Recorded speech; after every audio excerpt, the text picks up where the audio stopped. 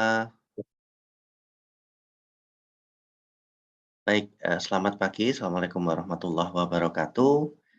Hari ini kita akan melanjutkan perkuliahan ya dengan bahasan pengantar epistemologi holisme ya atau sistem thinking, cara atau sistem berpikir ya. Ini merupakan bahasan yang terus terang saja mungkin susah gitu ya. Karena kita berpikir bagaimana kita berpikir.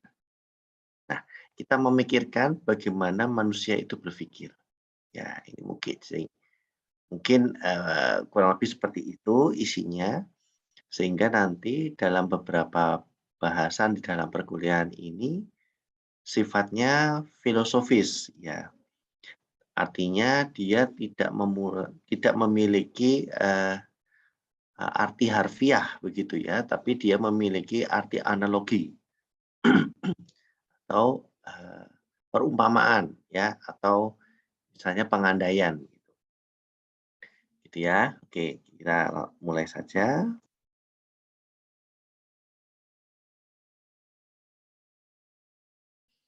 Kita mulai dari mengapa perlu berpikir holistik, ya. Kita tahu setiap manusia pasti berpikir, setiap harinya berpikir, setiap waktunya pasti berpikir.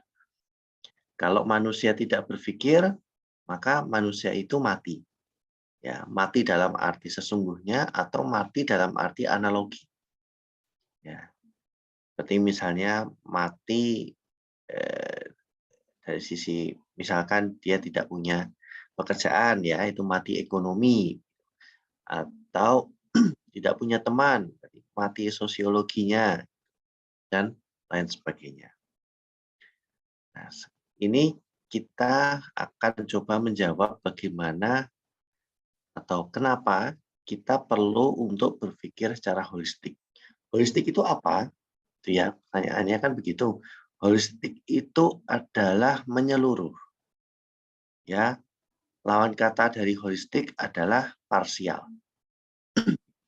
Gitu ya, holistik ini adalah menyeluruh. Artinya dalam satu kali kita berpikir, kita memikirkan beberapa aspek tersebut mempengaruhi dari keputusan kita. Ya, dalam arti kata nanti ketika sudah ada keputusan, keputusan itu bersifat komprehensif. Gitu. Jadi berpikir holistik ini menghasilkan satu keputusan yang komprehensif. Nah, domain ilmu-ilmu teknik ya atau dalam pelaksanaan ilmu-ilmu teknik, penerapan ilmu-ilmu teknik, ilmu teknik ini menempatkan manusia dan alam pada bagian tengah. Jadi manusia sebagai bagian dari alam atau manusia yang harus mempertahankan alam, melestarikan alam, dia harus mencoba mengupayakan dalam penerapan ilmu tekniknya nilai-nilai, karya teknik atau teknologi, serta perilakunya itu berjalan dengan seimbang. Sehingga dia tidak merusak apa yang sudah diseimbangkan oleh alam. Nah, kurang lebih seperti itu. Ya, manusia dan alam, atau manusia sebagai bagian dari alam, atau manusia sebagai, kalau istilahnya dalam Islam itu adalah khalifah alam, ya, yang memanfaatkan dan melestarikan alam, dia harus senantiasa berpikir bagaimana menyeimbangkan nilai-nilai yang berlaku. Nilai-nilai ini sifatnya tidak apa gitu ya, tapi dia ada. Kemudian penerapan karya teknik atau teknologi serta perilaku manusia itu secara seimbang. Jangan sampai manusia kemudian merusak alam atau justru dia merusak dirinya sendiri begitu ya, dengan misalkan merubah nilai-nilai yang sebenarnya buruk dianggap sebagai baik gitu. Nilai-nilai yang sebenarnya itu baik justru malah dianggap buruk. Ya, jadi Jangan sampai dirubah seperti itu. Kemudian perilaku manusianya pun juga jangan sampai menyimpang, ya, artinya dia perlu untuk memahami bagaimana budaya, ya, nilai-nilai tersebut itu berlaku pada perilaku manusia sehari-hari, sehingga bagaimana karya, teknik atau teknologi tersebut diterapkan tidak merubah perilaku menjadi ke arah yang negatif. Kalau merubah perilaku ke arah yang positif, ini masih diperkenankan. Cuma di sini memang susah ya untuk kita bisa mendeklarasikan atau menilai bahwa sesuatu itu hanya baik saja atau sesuatu hanya buruk saja. Itu jelas tidak mungkin. Karena alam itu mempunyai dua sisi mata uang yang selalu berdampingan, baik dan buruk. Nah, apa yang bisa kita lakukan dalam menerapkan ilmu-ilmu teknik tersebut adalah kita memilih sisi yang paling banyak keuntungannya dibandingkan dengan keburukannya, sekaligus kita juga memfikirkan untuk mengantisipasi keburukan tersebut, kita harus menempuh. Nah, antisipasi keburukan itulah yang disebut dengan monitoring dan evaluasi ya, yang seperti minggu lalu itu saya sampaikan. Ya, ada evaluasi, kemudian dia bisa mengetahui, oh buruknya itu terjadi karena ini, karena ini, maka kemudian dia bisa mengantisipasi ke depannya dengan menerapkan sesuatu prosedur baru atau memperbaiki karyanya atau yang lain-lainnya.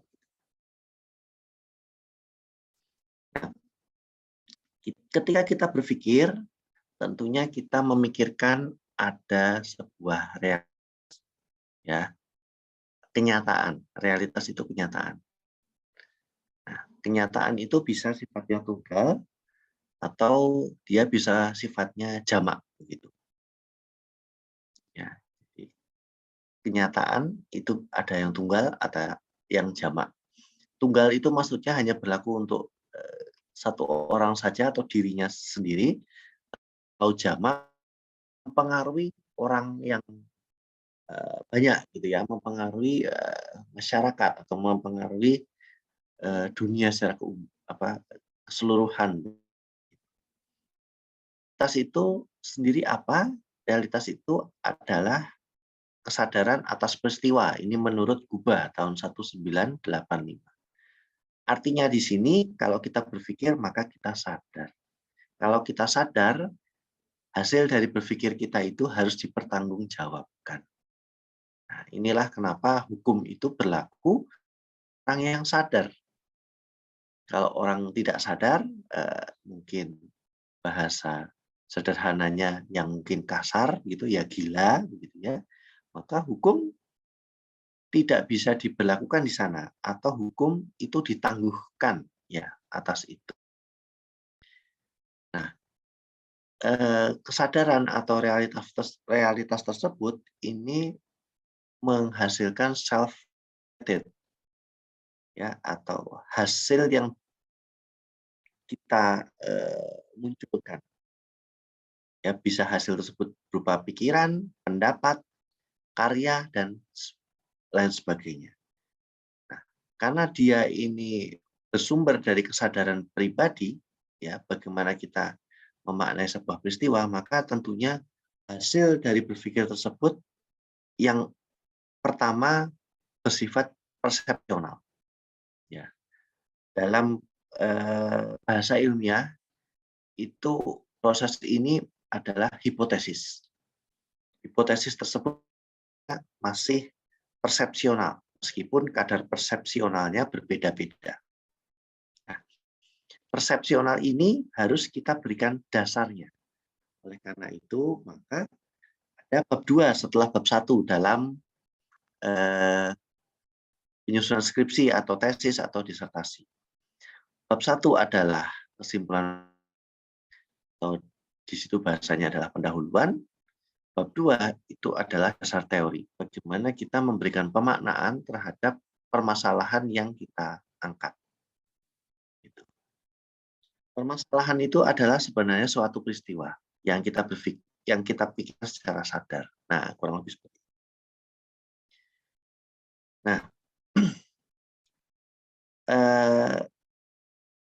minggu yang lalu maaf, 2 minggu yang lalu kita berbicara mengenai perbedaan saintis dengan engineer. Ya, engineer itu adalah scientist plus, ya, dia memerlukan dasar-dasar ilmu yang kemudian digunakan untuk memecahkan sebuah permasalahan. Ya, dengan terlebih dahulu tentu memahami kebenarannya apa. Kalau untuk ilmuwan, dia cukup atau berhenti sampai di mengetahui kebenaran. Ya. Nah, realitas itu dalam arti kata ilmuwan ataupun engineer tersebut ini merupakan objek keilmuan yang ditangkap oleh ilmuwan dalam praktek keilmuannya. Ya, jadi di sini secara otomatis maka engineer pun juga harus menangkap realita tersebut karena engineer itu merupakan bagian dari engineer itu merupakan bagian dari ilmuwan. Engineer itu menerapkan prinsip-prinsip ilmu pengetahuan untuk menyelesaikan permasalahan. Ya, jadi dia memang harus bisa menangkap objek keilmuannya. Mengapa perlu berpikir holistik? Ya, selanjutnya kita akan melihat 4 tipe realitas menurut Kuba 1985. 4 tipe realitas tersebut adalah yang pertama, ya, jadi memang nyata, tampak, ya, bisa teraba, bisa dilihat, gitu. Kemudian realitas yang kedua adalah realitas persepsi, ya, atau perceived reality, gitu ya. Realitas tersebut tidak tidak teraba, tidak terlihat, begitu, tidak bisa dibau, tidak bisa dirasakan, tapi kita yakin bahwa realitas itu ada karena persepsi kita menyatakan itu ada. Misalkan contohnya ketika sekarang ada pandemi begitu ya, kita yang mungkin belum merasakan tertular virus gitu ya, dan mudah-mudahan kita tidak tertular virus selamanya. Kita yang tidak tertular virus itu memikirkan bahwasanya ketika seseorang virus atau infeksi virus, maka dia itu akan merasa sakit, pening, pusing gitu. Otomatis kita merasakan seakan-akan seolah-olah pusing, pening atau demam gitu ya. Kita meyakini bahwa orang yang terinfeksi akan seperti itu. Itulah perceived reality seperti itu.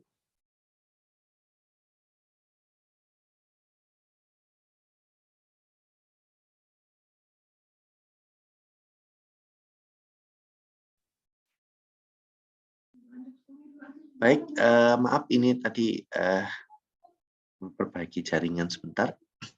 Kemudian selanjutnya constructed reality. Constructed reality adalah seperti tadi ya, misalkan pandemi itu kita yang belum terinfeksi meyakini bahwa kalau sudah terinfeksi ada panas, ada pusing, ada pening, ada mungkin meler ya, ada batuk-batuk. Kita berpersepsi seperti itu. Dan dari mana kita persepsi seperti itu? Tentunya dari informasi yang kita dapatkan. Informasi itu ada yang baik, ada yang buruk. Ya, meskipun informasi tersebut baik atau buruk, informasi tersebut adalah instruksikan atau dibuat orang-orang tertentu yang memiliki kompetensi. Nah, permasalahannya kompetensi tersebut cocok atau tidak pada bidang ilmu. Nah, ini yang mempengaruhi kebenaran atau ketidakbenaran dari sebuah realitas. Kita meyakini bahwa ketika kita terinfeksi, itu nanti tubuh akan merasa demam, batuk-batuk, kemudian sakit badan gitu ya. Itu berdasarkan kajian yang dibuat atau diteliti oleh ilmuwan atau medika. Nah, ilmuwan dalam bidang kedokteran atau medika tersebut, dia melakukan penelitian yang hasil-hasilnya kemudian dikonstruksikan menjadi sebuah realitas. Nah, jadi inilah yang ada pada level selanjutnya, paling atas, begitu. Ya, constructed reality itu hasil dari yang kemudian menjadi sebuah ilmu. Nah, terakhir yang lebih tinggi lagi untuk tahapannya ada created reality. Ini sudah lebih tinggi lagi. Ya. Tidak semua hal itu bisa created reality kan. Hanya beberapa hal saja yang paripurna itu. Misalkan sebagai contoh itu adalah uang. Ya, uang. Uang itu sejarahnya panjang. Ya, pertama kali kita tidak menggunakan uang kertas seperti sekarang atau uang fiat itu seperti sekarang. Tapi kita menggunakan emas. Menggunakan emas sebagai alat tukar. Sebentar ya. Maaf, saya jeda sebentar.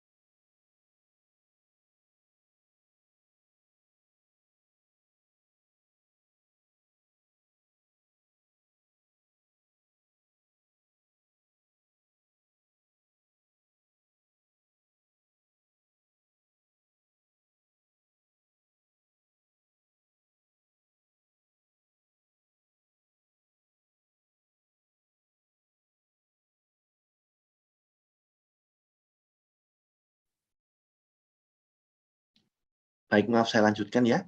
Saya memberikan contoh created reality. Ini contohnya adalah uang fiat gitu ya. Di awal sejarah penggunaan uang itu diawali dengan kepentingan manusia untuk melakukan pemilikan atas barang.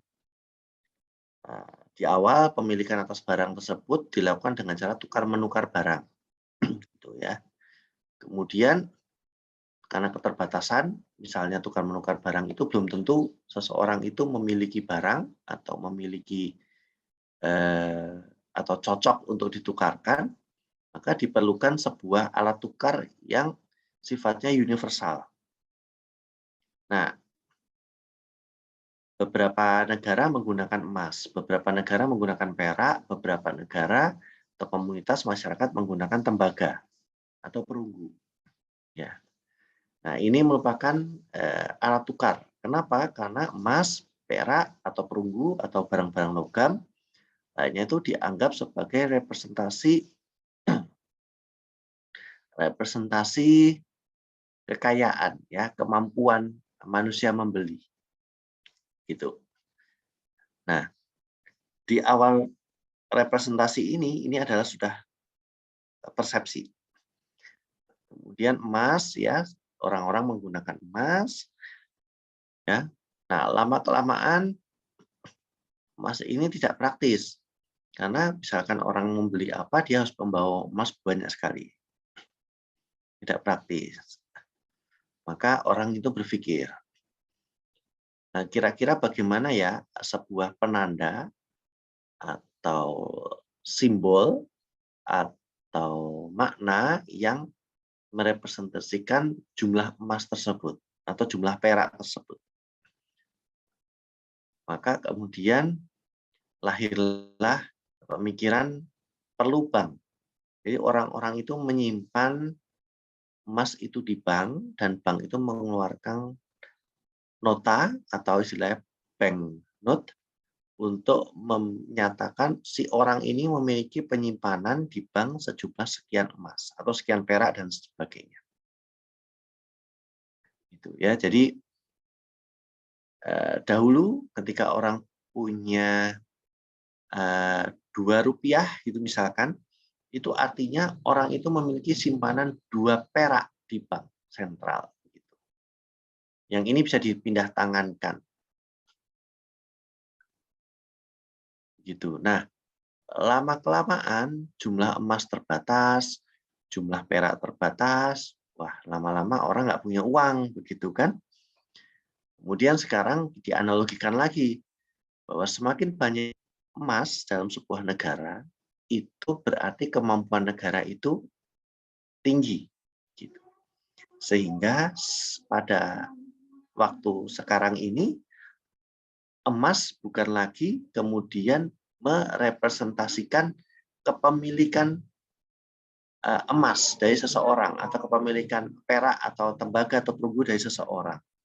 Tapi uang fiat itu merepresentasikan bagaimana kemampuan pembangunan atau kekuatan dari sebuah negara dalam mengelola negara.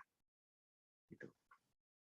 Sehingga sekarang tidak lagi perlu kalau misalkan Bank Indonesia mau mencetak uang Rp4, dia harus punya 4 gram emas gitu, atau 4 gram perak, maaf, itu tidak lagi seperti itu. Tapi dia bisa mencetak sendiri, asalkan kemampuan ekonomi kita secara makro itu sudah dihitung dan tepat gitu ya, dan mampu untuk mendukung bagaimana uang itu diproduksi begitu.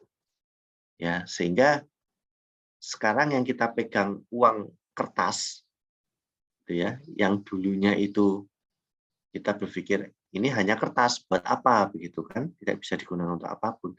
Tapi sekarang kertas ini dalam pikiran kita, dalam konstruksi berpikir kita, dan kita menciptakan kesadaran untuk kita sendiri bahwasanya uang ini kertas yang bisa digunakan untuk membeli sesuatu. Begitu. Ya, seakan-akan kita memiliki kekayaan, tetapi sebenarnya kita tidak menyimpan emas atau barang perak tersebut di bank. Gitu. Jadi uang kertas itu bukan lagi merepresentasikan kekayaan yang kita punya, tapi uang kertas itu sebagai alat untuk jual beli saja. Begitu ya, ini untuk created reality-nya. Memang agak susah ya untuk memahami seperti itu karena memang ini ada tahapan-tahapannya. Yang paling rendah itu objective reality.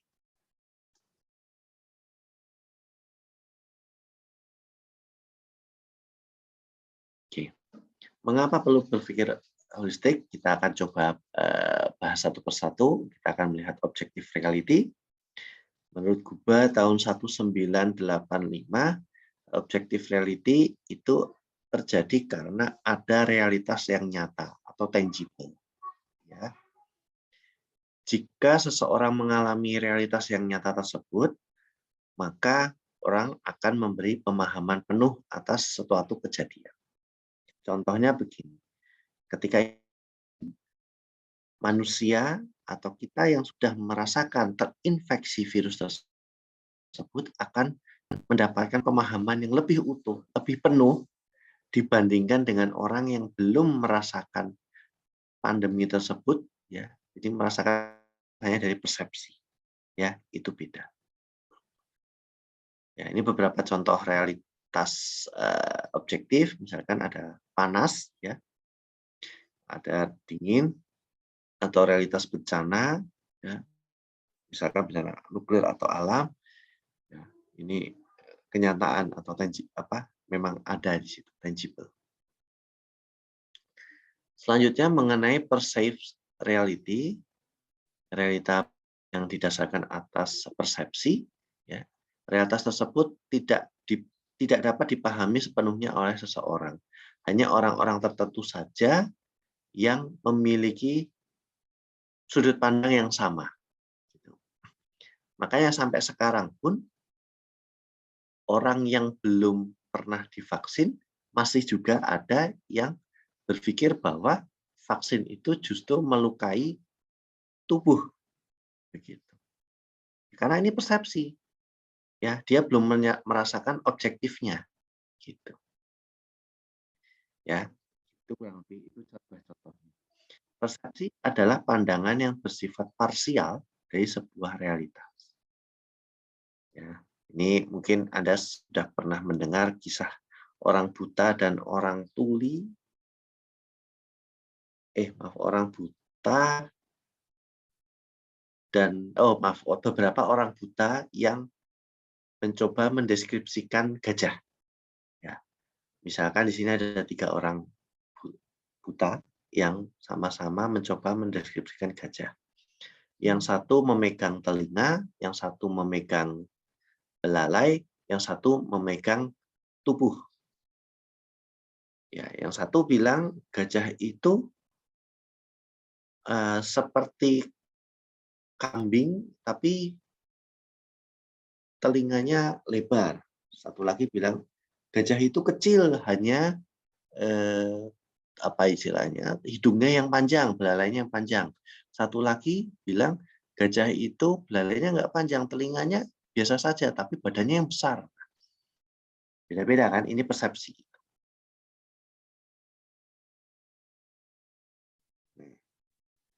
Selanjutnya mengenai constructed reality, ya, realitas atas hasil konstruksi dari pikiran individual. Ya, setelah melakukan penelitian, difikirkan, muncul kesimpulan. Nah, kesimpulan itu adalah sebuah bagian dari constructed reality. Ya. Realitas yang sebelumnya tidak ada. Artinya begini, sebelum penelitian kita belum bisa mengetahui bahwa A terjadi karena X. Jadi di situ sebelum kita melakukan penelitian, kita tidak tahu bahwa A itu ada atau A itu bisa diwujudkan. Tapi setelah kita melakukan penelitian, A itu terjadi karena peristiwa X. Jadi terbangunlah semacam pemikiran, realitas bahwasanya kalau ada X, maka kemudian ada A. Begitu, Bang. Realitas-realitas ini juga bisa bersifat simbolis. Sifat simbolis. Gitu. Nah, yang banyak menggunakan cara berpikir konstruksi ini adalah teman-teman di periklanan, ya, simbolis, ya, dengan menggunakan belajar-belajar simbolis gitu ya. Misalkan membuat iklan rokok, ya, pasti orang-orang yang muncul di iklan rokok zaman dulu itu pasti yang gagah-gagah, yang badannya luar biasa gitu ya. Atau sekarang skincare lah, skincare. Orang atau mbak-mbak gitu ya yang jadi model dari skincare itu pasti yang cantik-cantik, yang bagus-bagus begitu ya, sehingga muncul persepsi bahwasannya kalau kita pakai skincare ini nanti kita akan cantik seperti mbak tersebut atau akan baik seperti mbak tersebut gitu ya. Itu adalah constructed reality. Terakhir adalah created reality. Ya. Realitas yang sebenarnya tidak ada sebelumnya, ada karena kita menciptakan. kita menciptakan sendiri. Jadi tidak merupakan atau tidak berbasis atas permasalahan yang memiliki yang perlu memiliki penyelesaian. Atau mungkin kalau memang merupakan sebuah permasalahan, kita hanya mengangkat probabilitasnya saja. Ya, ini menciptakan sebuah epistemologi baru. Cara berpikir baru yang tentunya menghadirkan objek keilmuan yang baru. Objek keilmuan baru tersebut selanjutnya menciptakan teknologi baru. Contohnya e-banking, yang paling gampang e-banking. Ya, bahkan kita sendiri sekarang kita sudah tidak lagi memegang fisik uang ya. Kita hanya meyakini bahwasanya nominal-nominal angka yang ada pada buku tabungan maksudnya, atau nominal-nominal angka yang ada pada aplikasi banking kita, itu adalah kekayaan kita. Padahal kita nggak megang sama sekali, kita hanya melihat saja. Itu sudah kita anggap, oh kita kaya. Kalau misalkan ada tulisan 10 juta gitu di aplikasi e-banking, kita mempunyai kesadaran bahwasanya, wah saya kaya ini, saya bisa macam-macam. Padahal itu kita nggak bisa lihat. Kita nggak bisa meraba duit 10 juta itu wujudnya kayak apa, nggak ada. Ya. Tapi kita meyakini bahwa itu bisa digunakan. Ya, ini salah satu realitas pembuatan realitas atau created reality. Ya. Nah, realitas tersebut menghasilkan atau memiliki kebenaran yang sifatnya bisa tunggal ataupun jamak, gitu ya. Konsep kebenaran itu pun juga ada lapisan-lapisannya. Ya. Yang pertama, kebenaran empiris. Ya. Jadi nyata, terlihat di lapangan, bisa diraba atau bisa dirasakan. Nah, klaim kebenaran empiris itu nyata atau benar jika dia konsisten dengan hukum alam yang ada. Ini ilmu-ilmu alam ya, itu dari sini begitu ya. Nah, kemudian kebenaran yang lapis kedua, kebenaran logis. Ya, kebenaran logis ini sudah masuk ke cabang-cabang ilmu yang terap. Ini adalah teknik. Jadi bisa jadi tidak sesuai dengan hukum alam gitu, tapi memang dia ada. Kita bisa menerangkan itu dengan tepat, dengan baik gitu. Kemudian kebenaran yang ketiga adalah kebenaran etis. Ini adalah kebenaran yang dimiliki oleh dogma-dogma tertentu, ya, nilai-nilai tertentu. Gitu. Misalkan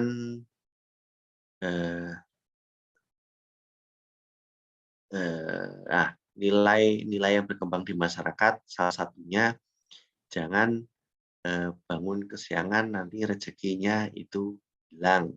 Ini kan sebuah dogma, sebuah nilai yang mungkin memang kita yakini benar. Karena apa? Karena kita bisa berpikir kalau kita bangunnya kesiangan, maka kita tidak bisa berangkat kerja, gitu kan? Kita tidak memiliki waktu kerja yang optimal, yang sebaiknya kita punya 8 jam, mungkin kita hanya punya jadi 6 jam atau 5 jam. Tentunya hasilnya menjadi pun juga tidak optimal. Ya, jadi itu satu kebenaran etis ya, di mana kebenaran ini yang meyakini itu sebagian orang. Nah, ada kebenaran yang lebih luas lagi, yaitu kebenaran metafisika. Ini adalah kebenaran yang mencakup kepercayaan agama. Ya, agama ini kita yakin kebenaran ya.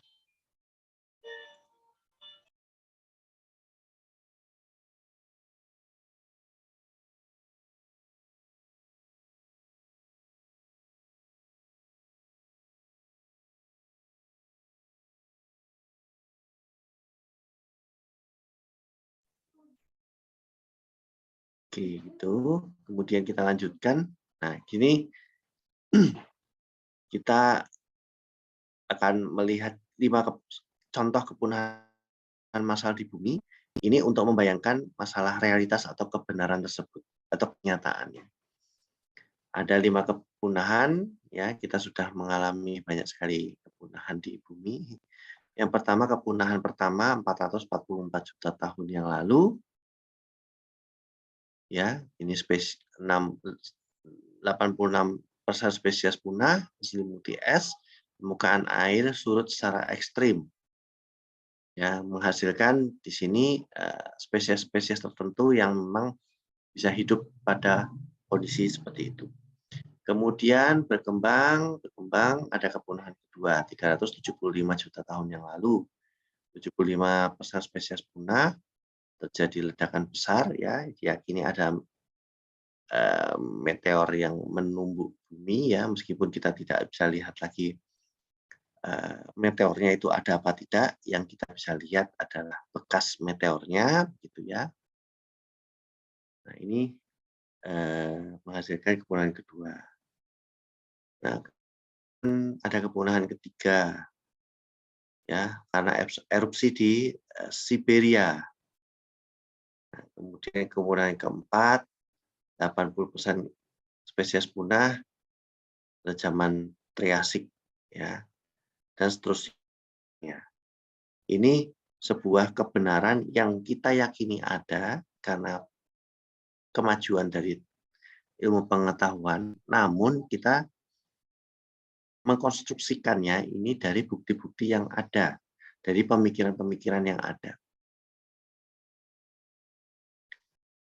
Nah, kita menghadapi kepunahan keenam. Ya, ini menurut Brigita Iswara Laksmi ya. Jadi di sini kepunahan karena lagi-lagi kerusakan alam. Namun di sini kerusakan alamnya tidak disebabkan oleh faktor eksternal atau faktor lingkungan tersebut, tapi justru disebabkan oleh faktor manusia. Ya, bagaimana manusia itu memanfaatkan teknologi yang kurang seimbang, kurang tepat sehingga dia justru akan merusak alam.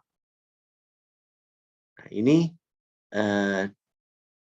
menjadi sebuah penanda begitu atau sebuah memantik pemikiran bahwasanya ilmu pengetahuan ini menjadi sesuatu yang memiliki dua mata sisi uang gitu ya. Menyebabkan kepunahan ya yang lebih cepat dari bagaimana alam itu membuat kepunahan untuk dirinya sendiri. Namun di satu sisi kesejahteraan manusia.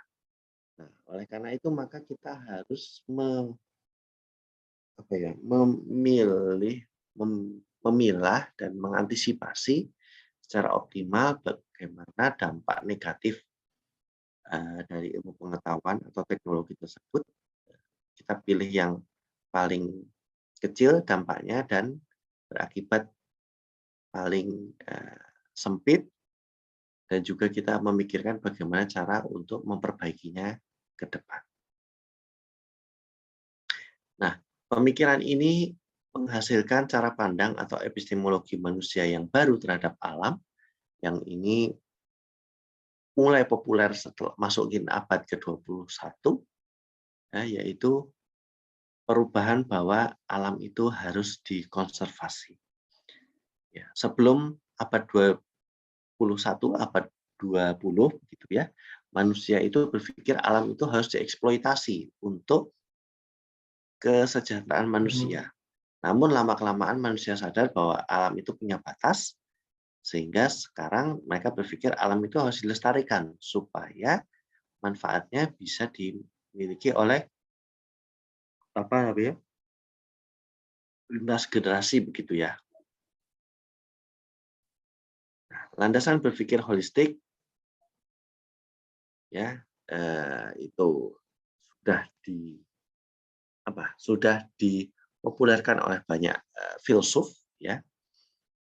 Intinya holistik ini berawal dari pemikiran monisme yang artinya aliran menyatakan bahwa hanya satu kenyataan saja, jadi kenyataan tunggal. Kenyataan tunggal tersebut berupa jiwa, materi, Tuhan, atau substansi lainnya. Artinya di sini bagaimana dia memandang kehidupan atau apa yang terjadi dalam kehidupan manusia sehari-hari dalam alam semesta ini berasal dari satu kenyataan yang ada. Ya, macam-macam ya di situ. Nah, ini melahirkan pemikiran bahwasanya semua bersumber dari satu entitas tunggal ya. Ada satu sumber yang menghasilkan kehidupan gitu. Ya, Tuhan atau kalau dalam pemikiran orang-orang filsuf zaman dulu ada yang menyebutkan di luar Tuhan gitu ya. Tapi umumnya kita menyatakan bahwa satu kebenaran semua itu berasal dari Tuhan. Nah, lawannya dari monisme adalah dualisme. Dualisme ini adalah aliran yang menganggap adanya dua substansi yang masing-masing berdiri sendiri. Nah, dualisme ini melahirkan pemikiran bahwasanya kehidupan manusia itu tergantung atas pilihannya sendiri.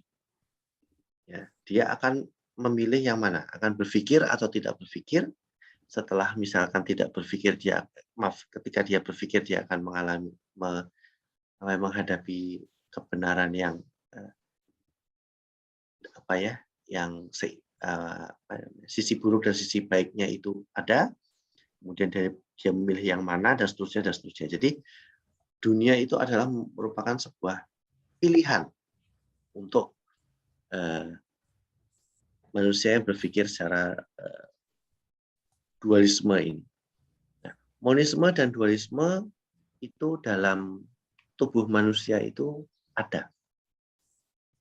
Jadi manusia itu tidak selamanya berpikir monisme saja terus, atau manusia tidak selalu berpikir dualisme terus, tapi biasanya adalah berganti-gantian atau kombinasi antara keduanya. Gitu ya. Ini silahkan nanti Anda bisa baca secara terperinci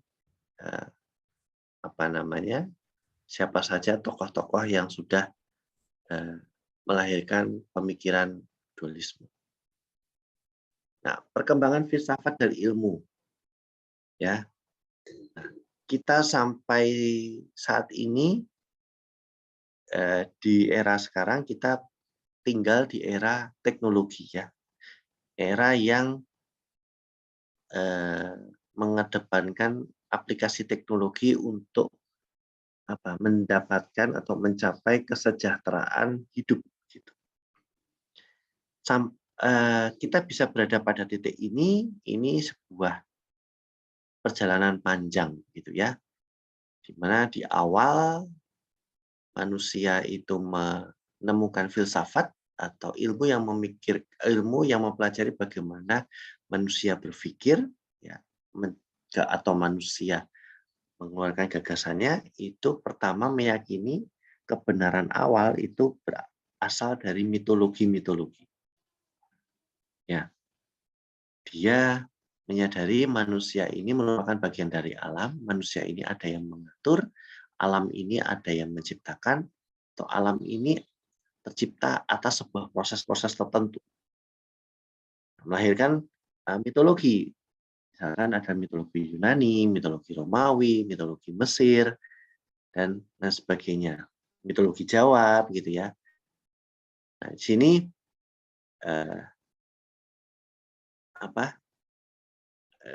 meyakini bahwa kebenaran itu sumbernya tunggal, ya, dari mitologi tersebut. Kemudian pada masa Yunani kuno muncul kemajuan berpikir logis, ya. Nah, ini menghasilkan kebenaran-kebenaran filsafat. Jadi kebenaran-kebenaran yang berlaku secara parsial, tidak holistik. Kemudian masuk ke abad tengah, muncul agama.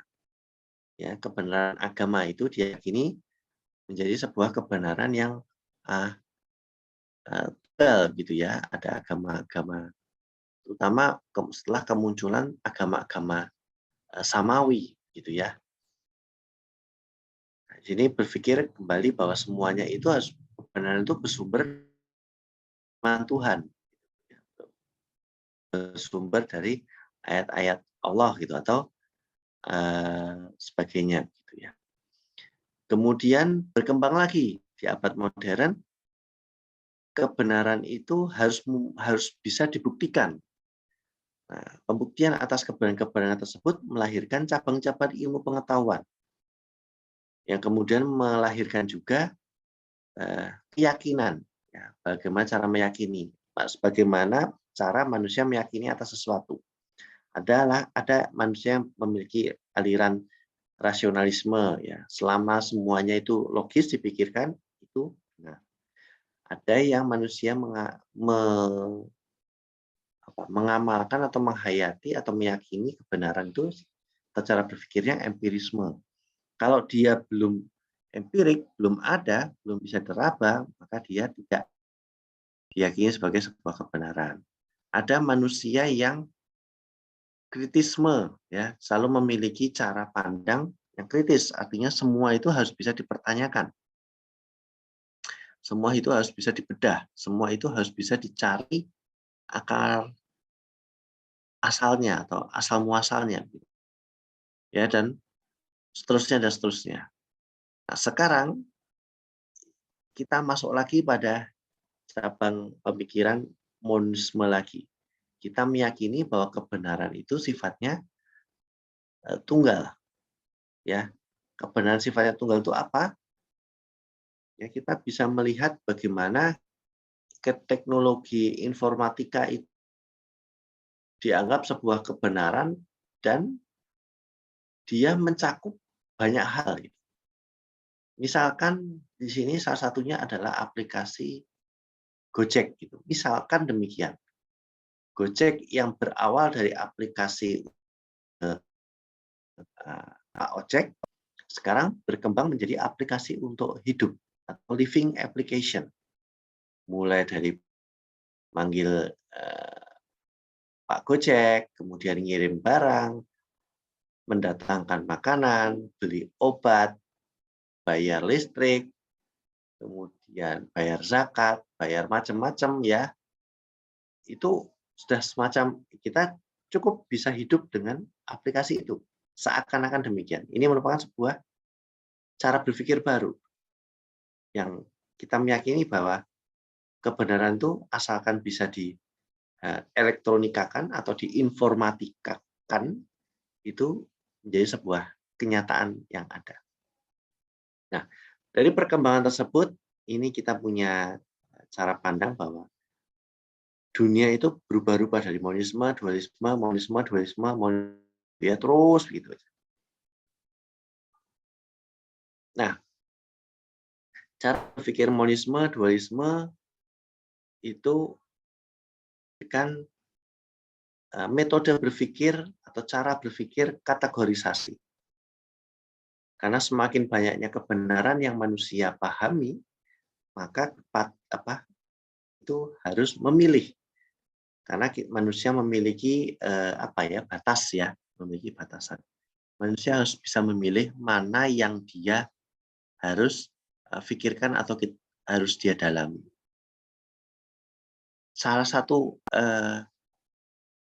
contoh kenapa dari kategori kategorisasi ini adalah munculnya beragam program studi baru.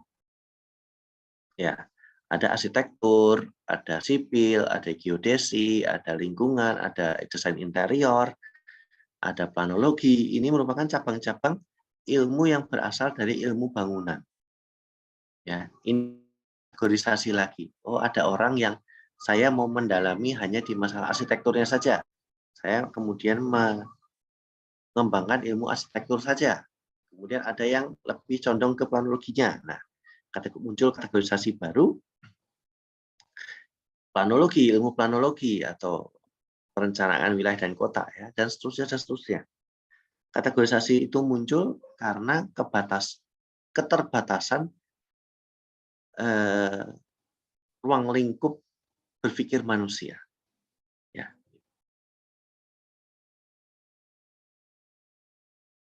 Nah, kategorisasi ini menghasilkan cara hidup baru, yaitu cara hidup kolaboratif. Ya, cara hidup kolaboratif yang dimana dulu mungkin pada abad-abad pertengahan atau abad-abad sebelum abad pertengahan itu cara kolaboratif itu tidak populer ya. Kalau bisa ya dilakukan sendiri semua begitu. Kalau sekarang enggak, justru kita harus berkolaborasi dengan orang lain agar kita bisa mencapai tujuan.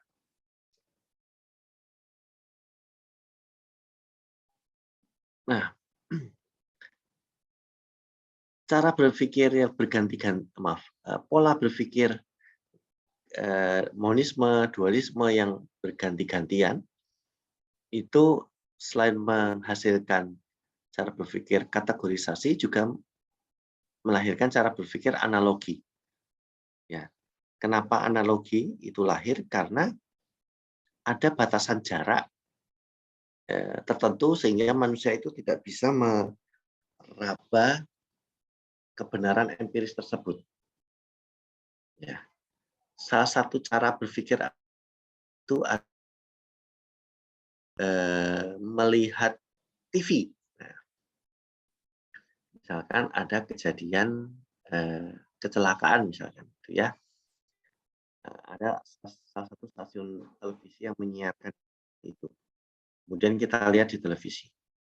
Kita melihat gambar di televisi yang gambar tersebut memperlihatkan ada orang yang kecelakaan, maka kita berpikir bahwasanya oh memang benar di lokasi mana gitu pada saat ini terjadi kecelakaan. Gitu.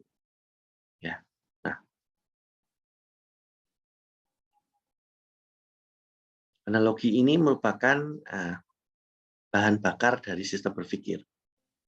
Ya, karena analogi ini kemudian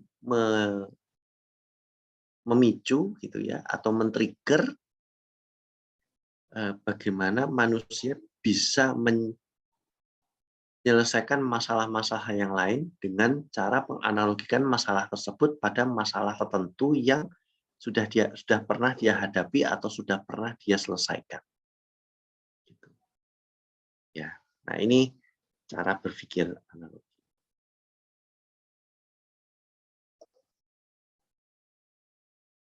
Nah, oke. Ini dalam kerangka berpikir, ya, dalam kerangka ilmu pengetahuan, penerapan ilmu pengetahuan oleh manusia, manusia itu memiliki dua aspek yang harus seimbangkan gitu, antara batin dan lahiriah atau antara saya dan manusia. Ya, maaf, saya dan dunia. Ya, bagaimana saya memposisikan diri saya itu tepat di tengah perkembangan dunia, baik secara batin ataupun lahiriah. Gitu ya. Nah, ini di awal manusia akan berpikir apa yang akan saya pikirkan. Kemudian dikontekskan pada apa yang dunia pikirkan. Match apa enggak? Kan? Kalau match, oh oke, kita pada on the right track misalnya. Tapi bisa jadi meskipun tidak pada bisa tidak pada track yang benar atau track yang umumnya ada, Bisa jadi itu juga tidak salah gitu. Karena mungkin yang penting adalah bagaimana kita menemukan posisi yang tepat gitu. Nah, posisi yang tepat gitu ya. Sama seperti apa yang nampak dari saya, terus kemudian apa yang nampak di dunia. Cocok atau tidak cocok? Kalau cocok atau inline, kita akan berpikir kita on the right track gitu ya. Tapi bisa jadi tidak. Namun yang paling penting sini kalaupun tidak sama dari apa yang tampak pada manusia dan apa yang dunia nampak, yang penting bahwasanya kita harus bisa memposisikan diri ya. Oleh karena itu maka ada etika yang harus kita amalkan supaya kita tidak menyimpang cara berpikirnya. Simpangan cara berpikir itu terjadi ketika apa yang nampak dari kita atau apa yang kita tidak sama dengan apa yang sedang dunia pikirkan atau apa yang sedang dunia tampakkan sekarang. Sehingga kita merasa seakan-akan di luar dari komunitas manusia. Nah, ini kemudian akan men-trigger pemikiran bahwasanya kita outsider, kita tidak diperlukan oleh dunia. Nah, ini berbahaya pikiran seperti ini. Nah, untuk manusia berpikir seperti itu perlu etika. Nah, sumber-sumber berpikir etika itu adalah berpikir kontekstual. Jadi cara berpikir kontekstual itu sebenarnya adalah bagaimana cara berpikir yang selalu meletakkan dasar pada sebuah pemikirannya. Baik itu dasarnya adalah ilmu atau dasarnya adalah budaya yang lain dan lain sebagainya.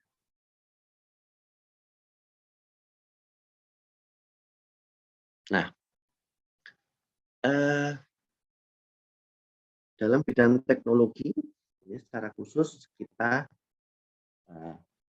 mungkin bisa merasakan begitu ya, bahwasanya cara berpikir manusia dalam bidang keteknikan itu mulai bergeser. Dari yang sebelumnya adalah parsial dualistik menjadi parsial yang sifatnya holistik. Jadi mungkin contohnya ketika revolusi industri, mesin-mesin itu permasalahan-permasalahan tertentu saja. Tapi sekarang informatika diharapkan menyelesaikan berbagai macam permasalahan hanya dalam satu jalan keluar saja. Nah, jadi ini terjadi pergeseran cara berpikir juga pada saat dewasa ini. Ya.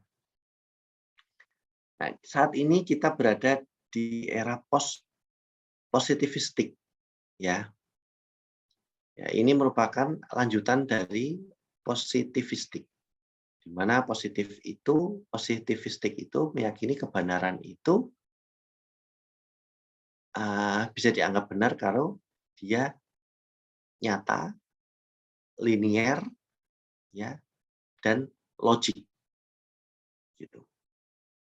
Nah, positivistik itu merupakan lanjutan dari positivistik, artinya oke, dia tunggal, oke, dia tapi dia berlakunya kontekstual. Nah, jadi benar kalau sesuai dengan konteks. Itu inti dari berpikir positivistik. Makanya Anda bisa lihat di sini sifat realitasnya banyak, menyeluruh, dan dibangun ya, tergantung dari konteks yang ada. Hubungan subjek dan objeknya interaktif, tidak bisa dipisahkan. Kemungkinan di generalisir tergantung konteks dan waktu saat itu ya. Hubungan kausalitas saling mempengaruhi, peran dari nilai-nilai budayanya, intersubjektivitas ya, melekat dengan nilai-nilai yang ada. Karena kebudayaan itu beda-beda di setiap wilayah. Ya, yang penting adalah koneksinya dan kemauan untuk mendalami satu dan yang lain. Nah, ini yang apa ya?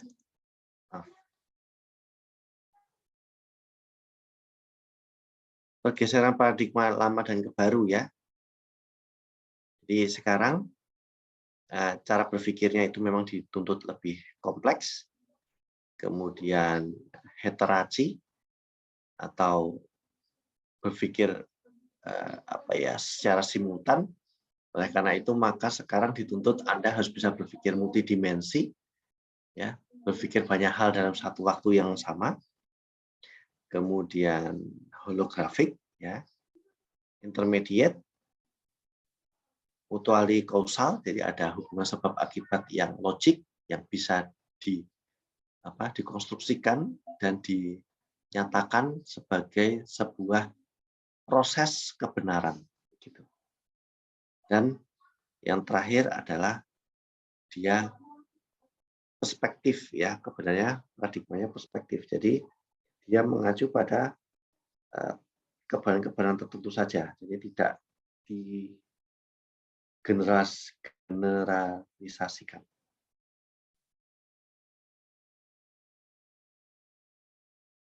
Nah, pergeserannya itu juga cukup lumayan, ya.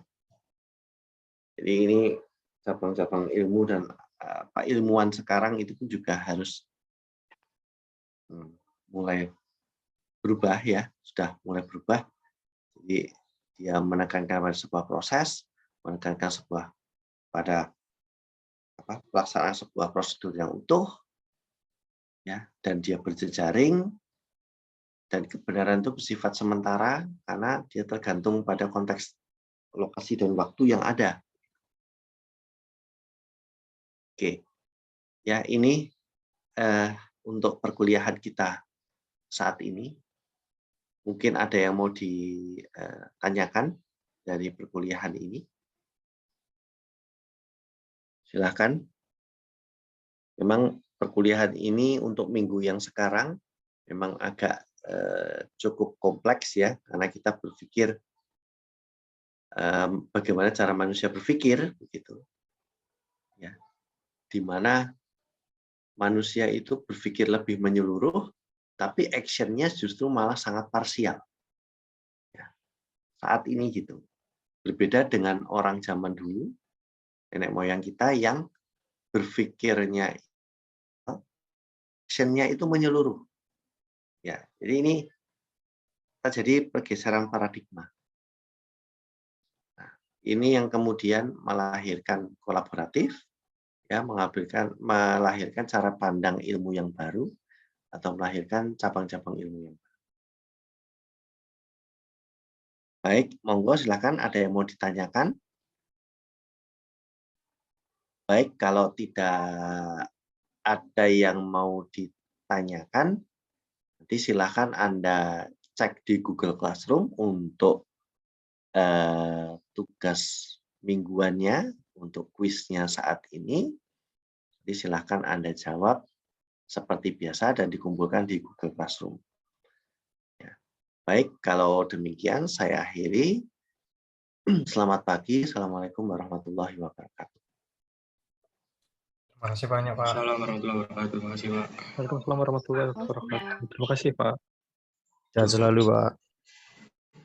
Terima kasih, Pak Dimas.